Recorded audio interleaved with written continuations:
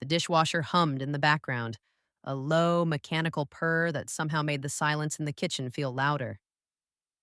Julia Vance stood at the counter, drying a single wine glass she hadn't used.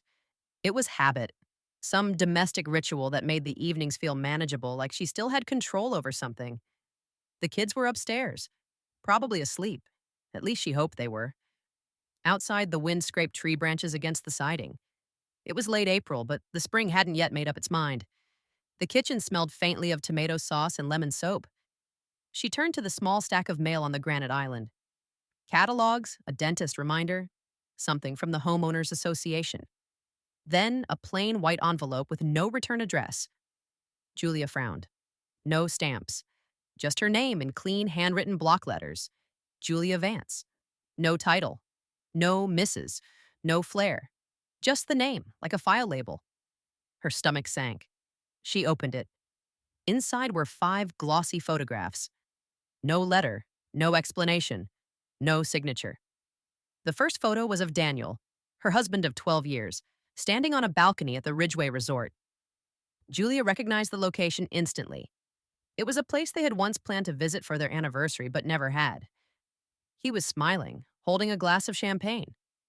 The second photo was him with a woman. Younger, maybe mid-20s. Long legs, messy blonde bun, laughing at something Daniel had said. Third photo, they were holding hands by the pool. Fourth, her head on his shoulder. Fifth, him kissing her neck. Not drunk, not stolen, posed, intimate, rehearsed. Julia didn't move for nearly a full minute. The only sound was the dishwasher ending its cycle with a click. Then she slowly, deliberately placed the photos on the counter, fanned out like a hand of cards she never asked to be dealt. 30 minutes later, she heard his car in the driveway. Daniel came in through the side door, tie loosened, jacket folded over his arm like a man carrying stress he wanted credited. "Hey, Jules," he said, walking into the kitchen, not yet looking at her. "Sorry I'm late. The Simmons filing blew up." Total circus. He stopped when he saw her at the counter. Photos in front of her, arms folded. Julia didn't speak. He glanced at the photos. His face froze for just a second. Less than a blink, but Julia caught it. It was the look of someone caught, recalculating. Then just as quickly, he slid into a calm frown. Not surprise, not guilt. Concern. "What's this?" "You tell me," she said, voice flat, controlled. Daniel picked up one of the photos, tilted it toward the overhead light, as if inspecting it like a foreign object. He gave a short laugh. "Are you serious with this?" Julia didn't move. "Is that not you?" Daniel rubbed his jaw. "It's me, but come on, these are clearly doctored. You don't actually believe this, do you?" "I didn't say I believed anything. I asked if it was you." He sighed. "Yes, it's me. But that woman? That's some intern from the office. We were at a networking event." "At a resort?" "It was part of the firm's leadership retreat," he said, with just enough edge to imply she should know that. "And that photo?"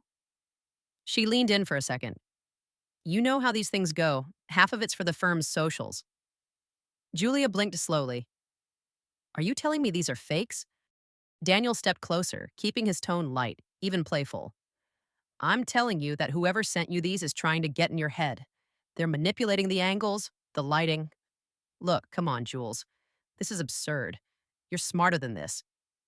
He smiled. It was that same smile he gave judges when he wanted them to think he was harmless. Julia stepped back just a little. "You didn't answer the question." "What question?" "Are you sleeping with her?" Daniel exhaled hard, then let his head drop, pacing once across the kitchen. "Oh my God," he said, half laughing. "You really believe I'd throw away everything we've built? Our family? For some assistant who can't even alphabetize contracts?" That wasn't a no. Jesus, Julia. Now came the anger. She saw the shift in his eyes. He wasn't convincing her anymore. He was defending himself. "I work 60 hours a week to give us this house, this life, and you're accusing me of having an affair because of anonymous photos? You didn't even ask me. You ambushed me."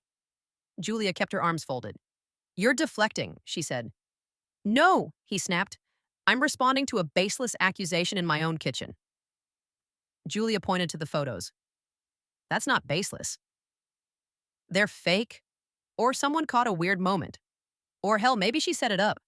You know how some of these girls are. She's 24, Daniel. He went still, and there it was. One tiny tremor. Barely a reaction, but enough. Julia inhaled slowly. Her name's Samantha, isn't it? Daniel blinked. What? You said you didn't know who she was, but I never gave a name. Daniel's jaw tensed. He turned away, running a hand through his hair. This is insane. Julia's voice was calmer now, too calm. I'm sure the custody evaluator would find this really interesting. That made him turn around fast.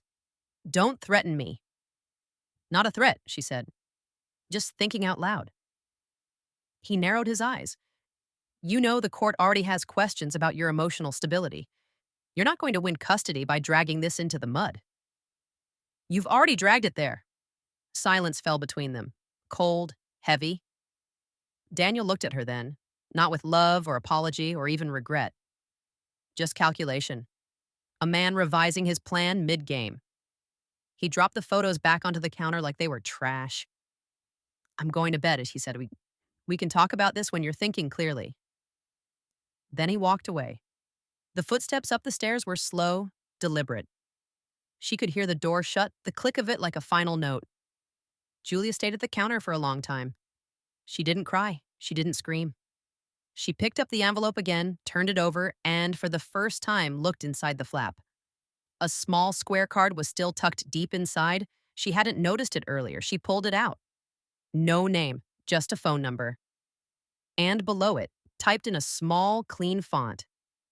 When you're ready to stop being lied to. The next morning, the world hadn't changed, but Julia had. The sun was bright, but not warm. A thin, sterile kind of light filtered in through the kitchen blinds. She stood barefoot on the cold tile floor, staring at the small square card she'd pulled from the envelope. The number was still there, printed neatly beneath the message, "When you're ready to stop being lied to." She turned the card over again, hoping it would give her more. It didn't. Daniel had already left for the office. Or for her. The kids were eating cereal in the living room, too young to read the undercurrent of her silence, but quiet enough to sense it. Julia walked into the pantry, shut the door behind her, and turned the small lock. Not that she needed it, but it was the only place in the house where the walls didn't feel like they were listening. She took a breath and dialed the number. 3 rings. 4. Then a click. A low, male voice. This is Ray. Her throat went tight. Hi. There was silence. Then the same voice, lower now. Not confused. Expectant. Julia? She closed her eyes. Yeah. Another beat of silence. Not the awkward kind, the kind heavy with history. You okay? Julia almost laughed, but it came out brittle. No, not even close. You hurt? He asked. Not gently, directly, as if preparing for action. No, not physically. A pause. Then, you in danger? Not like that. He exhaled slowly through the receiver. She could almost see him. A man who never liked words that couldn't be solved with action. I guess I should ask why you're calling. She stared at a box of instant oats like it held the answer. You left me when I was 17. I know. You didn't call, you didn't write, you disappeared. Because I was poisoned, Julia. I knew it then, still do. She swallowed. I don't need an apology. Good, I wasn't offering one. That sounded like him. Brutal. Honest. Familiar in a way that hurt. She hesitated. Then, before she could change her mind. I need help. Another pause. Then the faint sound of movement, like a man sitting down. Say that again? I need your help, she said. Daniel's been cheating, and he's trying to take the kids. He's setting me up to look unstable. He has friends on the court roster and a lawyer who doesn't blink when he lies. Silence. I thought maybe you sent the envelope. I didn't, but I know who did. She tensed. Who? You'll meet him soon. His name's Hale. Mason Hale. Former Signal Intelligence, now freelance. Keeps his ear to the ground. Pays attention to things people don't want noticed. So you've been watching me? No, but he has, after I asked him to. Julia bristled. Why? Ray's voice softened, just a little. Because I wanted to know if I still had a daughter worth protecting. Silence. Julia gripped the phone tighter. That's a hell of a thing to say. I wasn't wrong, was I? She didn't answer. After a few seconds, Ray spoke again. Where are you? Still in the house, for now. You alone? The kids are here. Daniel's at work. Good. We'll be there by tonight. What do you mean, we? I mean, I'm driving with Hale. He's your age, smarter than me. Keeps me out of jail. You'll like him. I didn't say I wanted you here. You called, he said simply. I don't wait when my daughter calls after 12 years. She leaned her head back against the wall. The tile felt cool. This could make things worse. For who? Him? For the kids, for me. Ray's voice turned into something low and sharp. Has he hit you? No. Ever put hands on the kids? No, but he doesn't need to. He just bends things, warps them. Then we break his grip. You can't just show up and start kicking in doors. I'm not. Mason doesn't even know what steel-toe boots are. Julia hesitated. And what are you going to do? What you asked, he said. Help you. She didn't answer right away. Then finally, this isn't forgiveness. I'm not asking for that. I just want to keep my kids. Then you will. He meant it. Not as comfort, as fact. She could hear him already packing something, maybe a bag, maybe a weapon, probably both. I'll text you the address, she said quietly. Good. Don't open the door unless it's us. Click. The line went dead. That evening, just past dusk, a black truck pulled into the driveway. Quiet engine. Matte finish. Not flashy. Not even noticeable unless you were looking for it. Julia watched through the curtains. The man who stepped out of the passenger seat moved like a ghost. Broad shoulders, clean lines, short dark hair. He wore jeans and a neutral jacket. His eyes scanned the perimeter like a soldier who couldn't turn the instinct off. He didn't ring the doorbell. He knocked. Once. Sharp, precise. Julia opened the door a crack. Mason? She asked. He nodded once. Mrs. Vance. Julia. Another nod. Ray's just grabbing the case. May we come in? She stepped aside. Inside, Mason's eyes moved with purpose. Not nosy, just observant.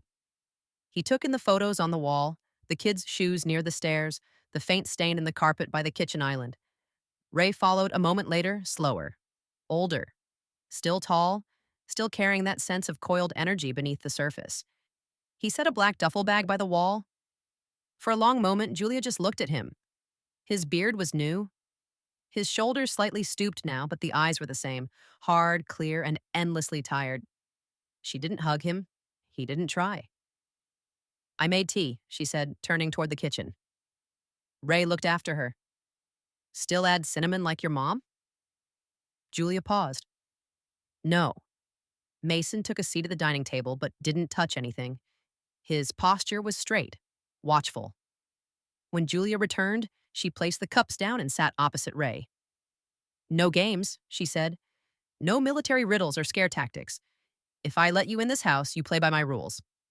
Ray nodded. Understood. She turned to Mason. Why did you send the envelope? I've been watching Daniel for about 6 weeks, he said plainly. At Ray's request. He made it easy. He's arrogant. Overconfident people leave trails. Julia's eyebrows lifted. So you're a spy? Not anymore, Mason said. Now I just get things done. What things? He glanced at Ray, then back to her. Whatever you need. The dining room table had always been a place of birthday cakes, math homework, and awkward small talk during dinners with Daniel's partners. Tonight, it was something else entirely. A battleground.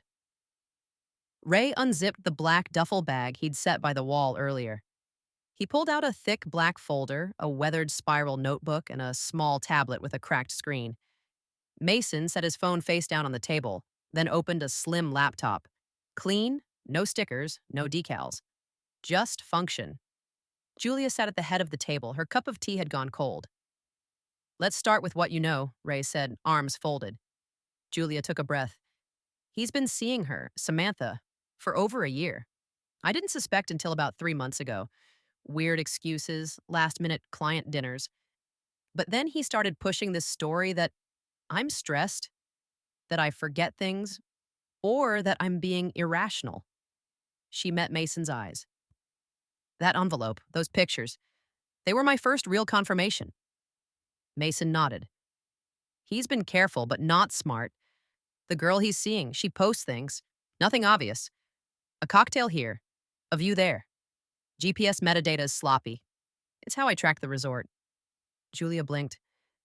You pulled location data from a filtered margarita photo? He tilted his head. If she tags the resort and doesn't strip the EXIF data? Yes. Ray grunted approvingly. He taught himself that stuff when he was 19. I was still yelling at printers. Julia crossed her arms. What do you have on Daniel now? Mason tapped his laptop. Financial documents. He moved $50,000 last quarter into an unnamed LLC account with no declared purpose. On paper, it looks clean. But it's a shell, my bet. He's hiding money in prep for a custody fight. He is. Julia's voice tightened. He's already claimed I'm financially dependent and emotionally unstable. My attorney says he's setting up a solo custody push.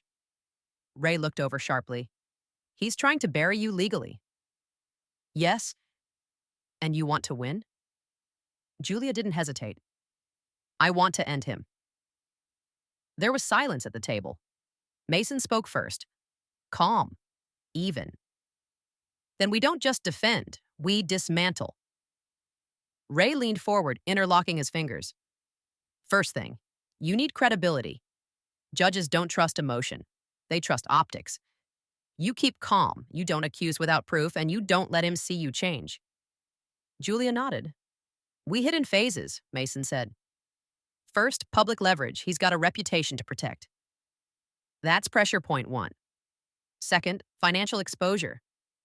If we show he's hiding assets, the court sees him as dishonest. Third, his professional world. I've already flagged several minor ethics breaches that could explode under scrutiny. Would that hurt the custody case? Julia asked. Eventually, Mason said, but it starts by shaking his foundation. Ray slid a sheet across the table. This is a contact of mine, private family law investigator. She can quietly audit your evaluator. See if Daniel's lawyer has any inappropriate influence. Julia's eyes narrowed. Is that legal? No, Ray said, but it's effective. She didn't blink. Do it. Mason opened a secondary folder. We also need to reshape your digital footprint. I've already scrubbed some old posts and restructured your LinkedIn profile. You've volunteered, right? At the shelter, once a week. Good. We'll quietly amplify that. You're building a version of me, she said. No, Mason replied. We're restoring the version he tried to erase. Ray leaned back. Now, what's his schedule like? Julia thought for a moment. He works late Monday through Thursday, gym in the morning. He's home by 8 p.m. unless he's meeting clients.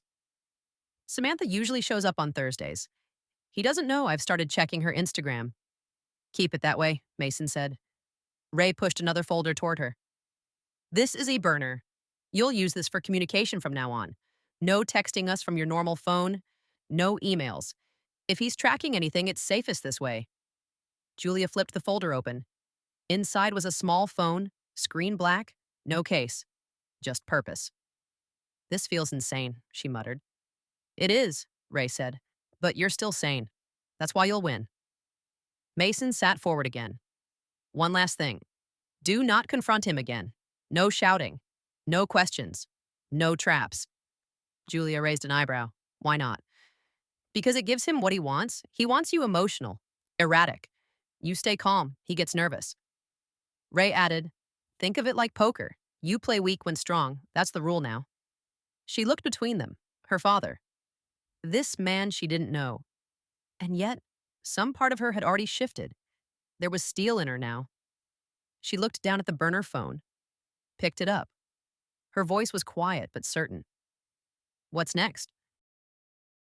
The event was called Evening for Equity, a self congratulatory gala where attorneys, judges, and socialites clinked glasses in the name of pro bono work while quietly judging each other's shoes, spouses, and seasonal weight gain.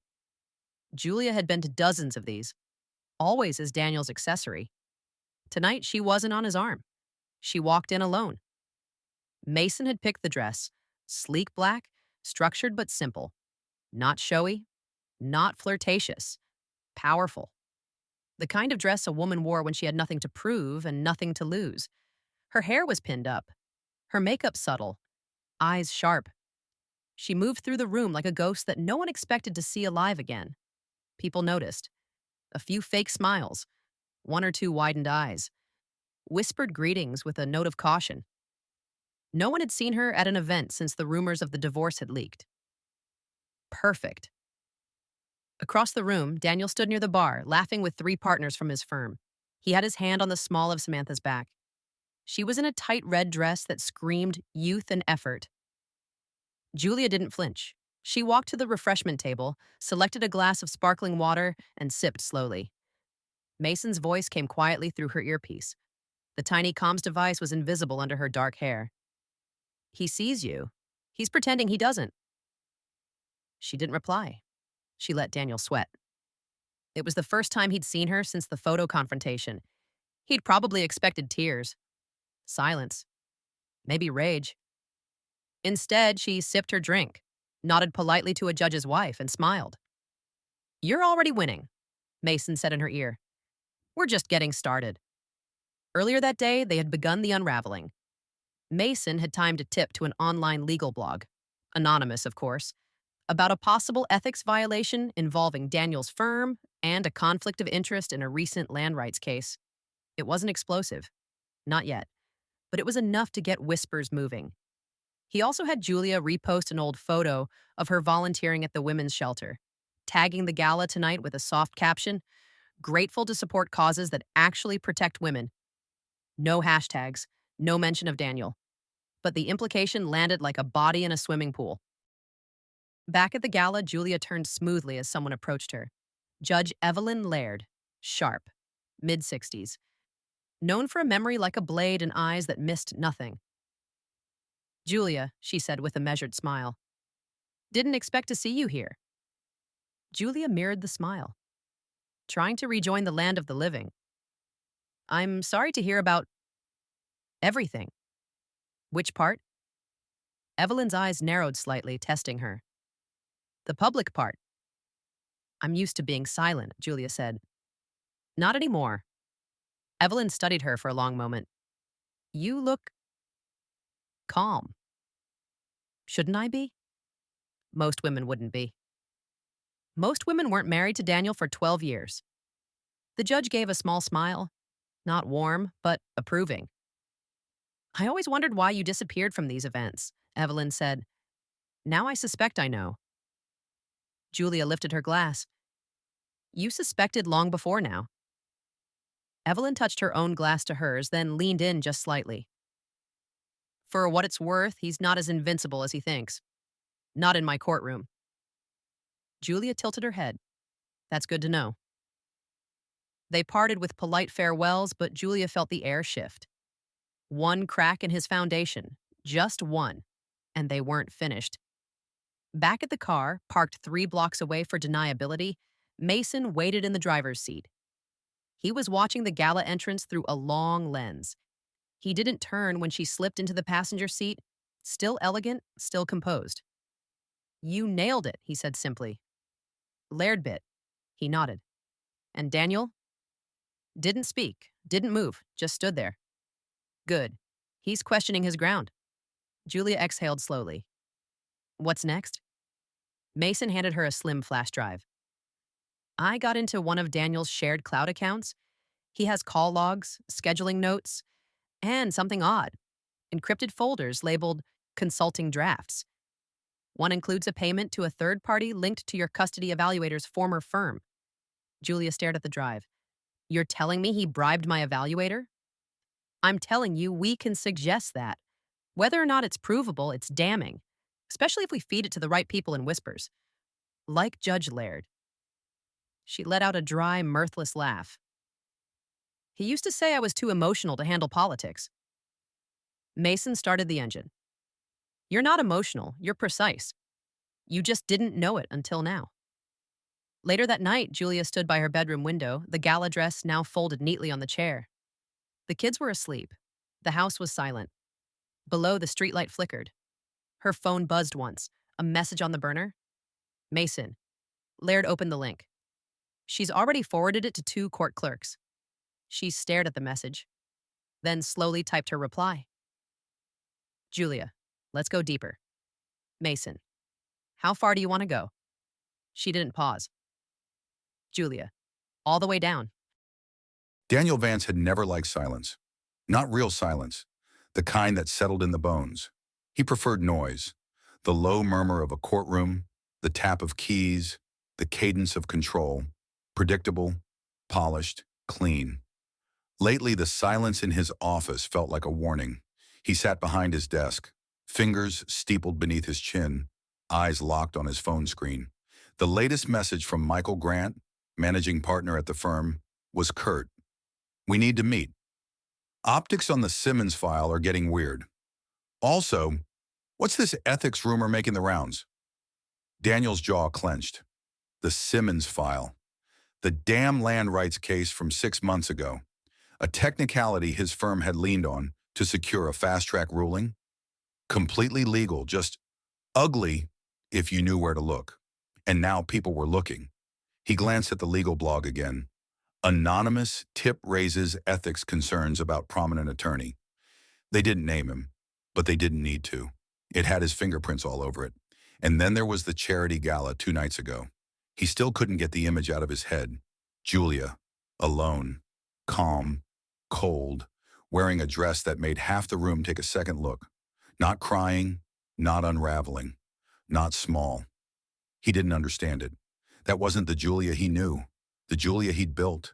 She was supposed to shrink when the spotlight turned. That's how she worked. That's why he'd always won. Except now she wasn't shrinking. She was showing up. He picked up his phone, dialed his assistant. Get Julia on the phone. Tell her I want to meet. No lawyers, he added. Later that day, Café Pavé, Midtown. Julia arrived exactly 4 minutes late. Daniel was already seated, tapping his spoon against his coffee cup, with just enough force to suggest irritation. She slid into the booth opposite him without a word. No smile, no anger, just silence that he now couldn't tolerate. You've been busy, he said, leaning back. Julia raised an eyebrow. You're going to have to narrow that down. The gala, the posts, the passive-aggressive charity virtue signaling. She folded her hands. I didn't mention you once. You didn't have to. He leaned forward now, eyes hard. You're playing a game you don't understand, Julia. No, Daniel. I played that game for years. I just finally stopped letting you hold the rulebook. His jaw twitched. He hated when she used his own lines back on him. That used to be his trick. You think making a few cryptic social posts is going to earn you custody? He said. I'm already ahead in this case. You're behind on everything. Employment, stability, your mental health history. Let's talk about mental health, she cut in, calm, cold. Specifically your mistress's Instagram breakdown in the Ridgeway Resort sauna last month. He froze. Just a flicker. Julia saw it. Does she know she tagged the exact GPS coordinates of the suite your LLC paid for? She asked. I'm just wondering if you have a plan for when the subpoena hits. Daniel's fingers curled around his coffee cup. You're bluffing.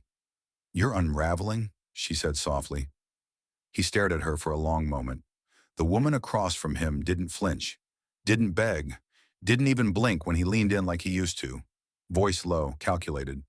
You won't win this, he said. Julia tilted her head. You already lost. You just haven't read the final ruling yet. She stood. Have a good afternoon, Daniel. He watched her walk out, his pulse suddenly pounding in his ears. His phone buzzed. A message from Samantha. Hey, my firm's ethics team wants to talk about last quarter's bonus structure. Did you put me down as an independent contractor? He stared at the screen. Another crack, another thread snapping. He picked up his cup and threw it into the trash bin beside the booth. The ceramic shattered against the metal with a sharp clatter. Heads turned. Daniel adjusted his tie, straightened his cuffs, walked out with a smile on his face. But he didn't feel like he was walking. He felt like he was falling. And somewhere behind him, invisible hands were holding the strings. Samantha's heels clacked furiously across the hardwood as she stormed through the condo.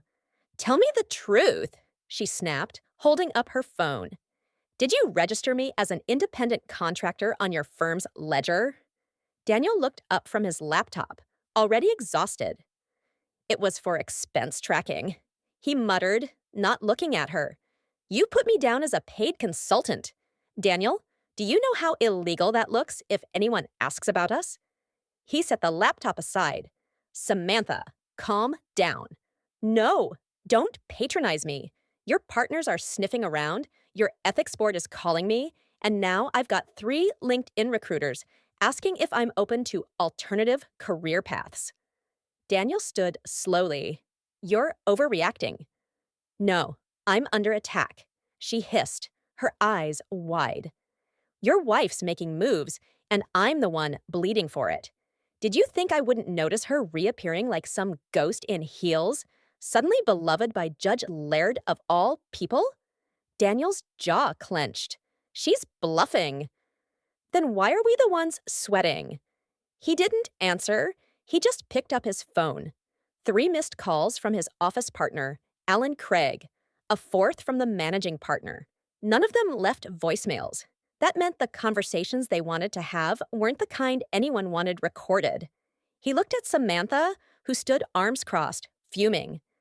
Just lie low, he said. Don't post anything. Don't tag locations. Stay quiet and let this pass. Let this pass, she said, voice breaking. I'm not collateral in your divorce, Daniel. He turned his back to her, voice low and cold. You always were, she gasped, a soft, wounded sound, but he didn't turn around. The bedroom door slammed shut behind her. Later, Vance and Roth Legal Group, 7th floor executive office. Daniel stepped into Alan's office like a man walking into an ambush. Alan was already seated, tie loosened, laptop closed. He didn't bother standing. Shut the door, he said. Daniel did. Alan leaned back, fingers laced over his stomach. You know I've always had your back, Alan began. Hell, I covered for you last summer during the Landon arbitration when you were on that retreat with the intern. Daniel didn't flinch. But I can't keep doing it, Alan said, voice low. There's too much heat. Clients are asking questions.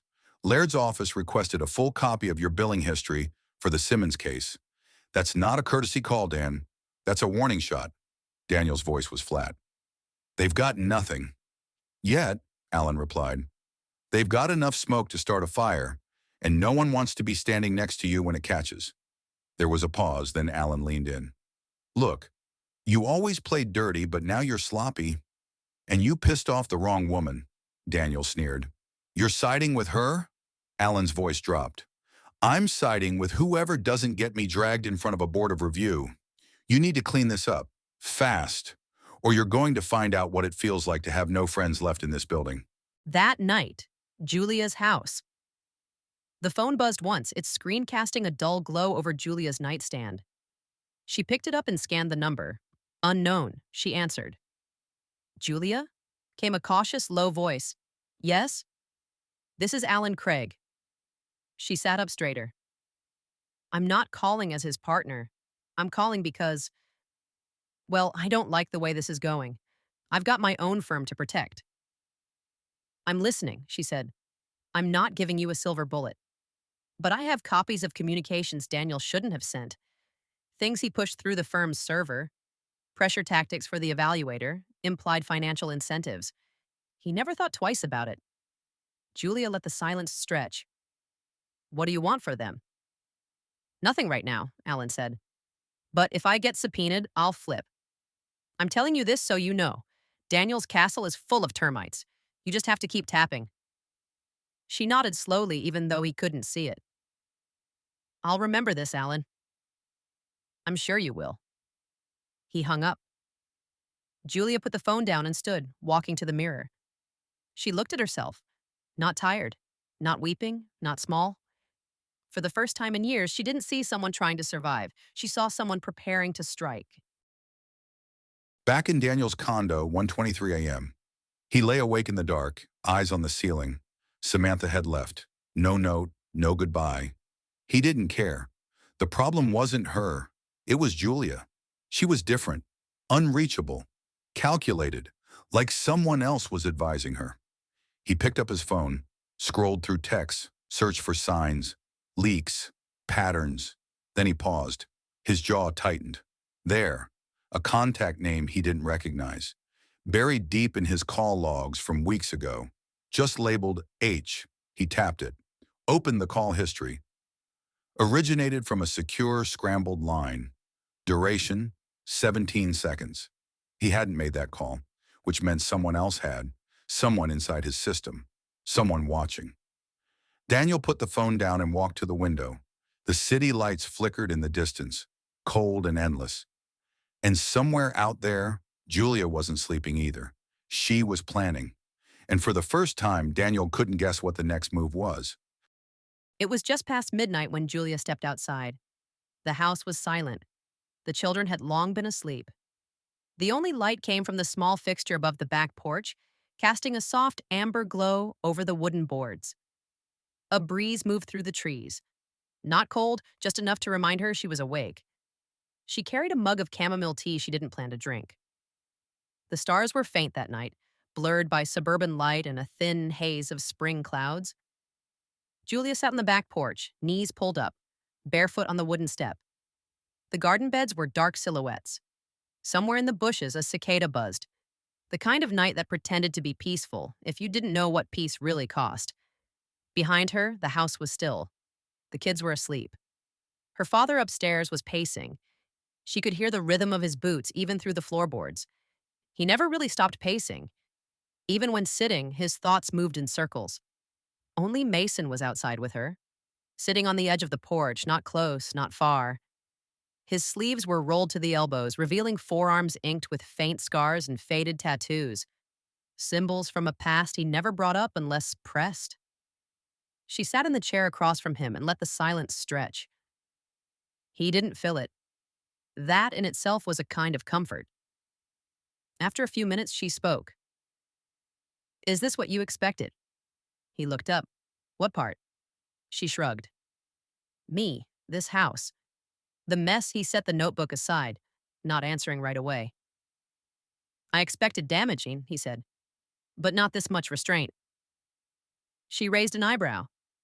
"Most people who've been gaslit that long lash out when they finally see daylight. You haven't." "Yet," she said, sipping her tea.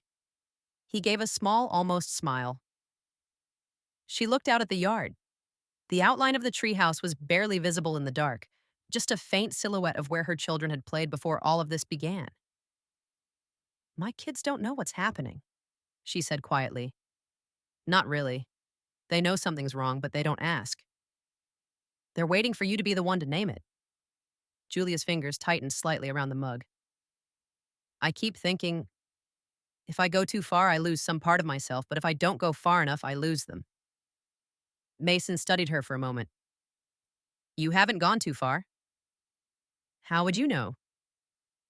He tapped his chest lightly. "Because I have. You're not even close." She looked at him. Really looked. In the weeks he'd been with them, he hadn't talked much about his past, about what Ray had pulled him from, what he'd done before freelance intelligence became his life.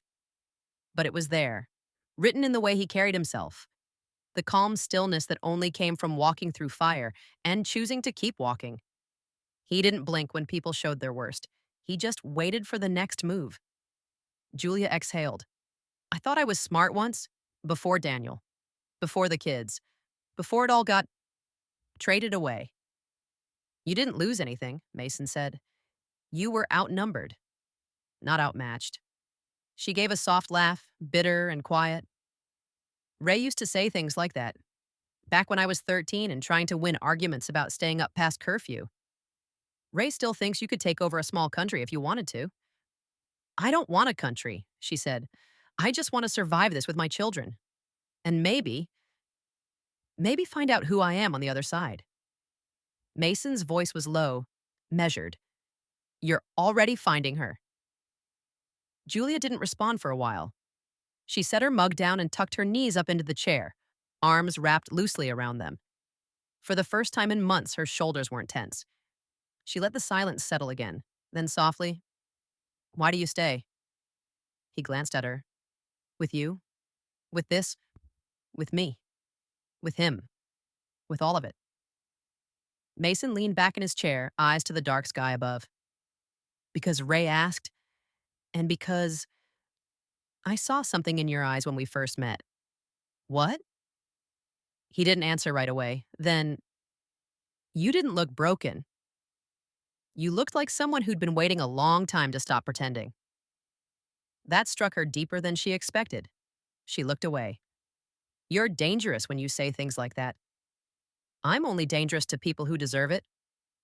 "And you think Daniel deserves it?" Mason's gaze dropped to meet hers. "I know he does." Julia stood slowly, stretching out the stiffness in her legs. "I should get some sleep." Mason nodded. She reached the screen door, paused, then turned back to look at him. "Thank you," she said, "for seeing me." Mason didn't smile, but his voice softened just enough to hold weight. "Always." She stepped inside, and the door clicked shut behind her. Mason returned to his notebook. On the open page, under a list of planned leverage points and social contact trees, a single line was written in his tight, precise handwriting. "She's not breaking, she's waking up." The courtroom smelled like wood polish and stale coffee. A subtle hum of voices echoed as people shuffled papers and checked their watches. The case on the docket wasn't supposed to be complicated, just another custody hearing on paper. But today, everyone showed up early. Judge Evelyn Laird sat at the bench, spine straight, hands folded. Her face betrayed nothing. Julia sat at the petitioner's table, flanked by her attorney. Her posture was calm, hands folded, no shaking, no visible fear. Mason was in the second row, civilian clothes, clean cut, still and unreadable. Ray, further back, remained ghost-like, watching everything. Then came the man of the hour. Daniel Vance entered with two lawyers. Not his usual partner, Alan Craig. Alan was conveniently on leave. The associate beside Daniel looked green and nervous, flipping through documents like they might save him from drowning. Daniel looked polished. That was his final mistake. He walked in like he still believed he owned the room. Judge Laird didn't waste time. "We're here today to consider the custody status of the minor children in the Vance family matter. I have reviewed the previously submitted materials, and I've received, just this morning, an addendum submitted under emergency provisions." Daniel's jaw twitched. His lawyer whispered rapidly. Laird lifted a folder. "This includes financial records, correspondences between Mr. Vance and a family law evaluator, and evidence suggesting direct attempts to influence said evaluator through indirect compensation and pressure." Daniel stood. "Your Honor, I object to the timing. These materials are unverified and—" She raised a single finger. Daniel sat. Laird continued. "In addition to the evidence, we also have testimony from Mr. Alan Craig, formerly of Vance and Roth, confirming irregularities in Mr. Vance's legal conduct during this divorce." Gasps spread through the courtroom. Daniel went pale. Julia didn't smile. She didn't need to. This wasn't revenge. This was justice playing catch-up. After a recess, Laird reconvened and addressed both parties. Her tone was colder now, more surgical. "I find there is reasonable cause to suspend Mr. Vance's custodial privileges pending a formal review. Given the pattern of manipulation and coercion, the court grants temporary full custody to Ms. Vance and places a hold on further visitation until a child psychologist completes a neutral assessment." Daniel's hands trembled. His lawyer leaned in, whispering something. Daniel shook his head sharply. "I want to speak." Laird nodded once. Briefly. Daniel rose slowly. His tie was slightly crooked now. "I've done nothing but protect my children," he said. "This court is being manipulated by emotional spectacle and staged materials from a woman who—" "You mean your wife?" Laird interrupted, voice icy. Daniel paused. "My ex-wife." Laird leaned forward. Not yet, Mr. Vance, but you're certainly speeding the process. Muffled chuckles in the gallery. Daniel flushed red. I deserve to be heard, he snapped. You were, Laird replied. You just weren't believed. When Julia left the courtroom, reporters were already gathering outside. No questions. No cameras aimed at her. They were all focused on Daniel. Disgraced attorney, ethics complaint pending, internal firm audit confirmed, possibly disbarred, custody revoked, mistress gone. He stood in the middle of it, shouting to no one in particular. It's a smear campaign. She set me up. This is all fabricated. But the cameras didn't care. They never did. Later that day, Daniel returned to his office, if it could still be called that. His nameplate had been removed. Inside the managing partner's office, he found 3 men waiting for him with clipped smiles and 2 folders. One was a termination letter.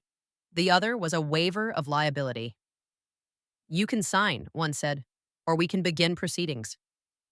Daniel didn't ask which proceedings. He just stared at the folders, hands shaking. Outside the glass door, staff whispered behind their desks. The great Daniel Vance, undone not by scandal, but by the truth he'd always dismissed. That night, Julia sat on the back porch. Mason handed her a manila envelope. Inside, court-confirmed custody papers, final draft. She ran her thumb across the signature line. The air was quiet, cool, no fireworks, no celebration, just peace. She looked at Mason. He's finished. Mason nodded. So are you. She exhaled, then, not yet. He looked at her. What's left? She smiled softly, starting over. The wind smelled like rain and leaves. Julia sat on the bench just outside the county courthouse, a paper bag of pastries beside her, a warm chai latte in her hands. The sky was overcast but not heavy, the kind of gray that made colors pop. Bright leaves, red jackets, gold-lined trees against pale air. Her daughter Emma was running toward the playground. Her son Caleb followed after her with the quick, bouncing steps of a 7-year-old trying to prove he was just as fast. They laughed, loud and unafraid. Julia watched them with a stillness that came only from knowing nothing more had to be won. The custody battle was over. Daniel had gone quiet. A negotiated settlement had been finalized 3 weeks ago. Julia kept the house, full legal and physical custody of the children, and Daniel agreed to supervised visits once a month, though so far he hadn't scheduled any. She didn't lose sleep over it. His law license was under review. Last she'd heard, he was consulting privately, which probably meant drinking quietly and waiting for someone else to blame. That wasn't her story anymore. A familiar footstep approached the bench. She didn't need to look to know it was him, Mason Hale. He wore a forest green jacket and jeans. One hand carried a thermos, the other tucked into his pocket. Morning, he said, taking the spot beside her without asking. She offered him the other pastry from the bag. He accepted it without ceremony. They sat in silence for a moment, sipping, watching the kids laugh across the grass. Ray called last night, Mason said. Julia glanced sideways. He's still in Montana? Off-grid last I checked.